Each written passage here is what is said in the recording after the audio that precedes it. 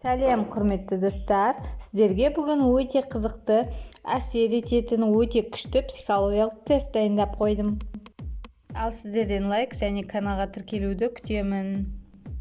Сұрақтарға жауап беріп кетіңіз. Қызанақ немесе қарбыз, қияр немесе қауын.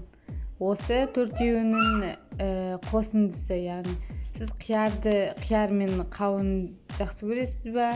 Немесе қызанақ пен қарбыз жақсы көресіз бе? Тест жауабын алдағы видеода айтамын. Қияр, қарбыз мінезі қызуқанды, ашуланшақ, бірақ сыртына қарағанда сабырлы көрінеді. Миы хаосқа толы, жаны жай таппай мазасыз күйде болады. Үнемі бірдеңені қажет етіп тұрады. Ашуын туыстарынан алып жүреді. Бұл мінезбен мұғалім немесе дәрігер болу қиынға соғады. Сондықтан олар тұйық суретші немесе ашуланшақ бизнесмен болып жүреді. Қияр мен қауын жақсы көретін әйел адамдар көбіне ер мінезді бастық болады. Ал ер адамдар бәрін ойлап, жоспарлап жүретіндер. Әйелдер бұндай ер азаматтарды нағыз ер деп атайды. Бірақ кемшіліксіз мінсіз адам болмайды. Өмірі қызықсыз, бір қалыпты робот секілді өмір сүреді.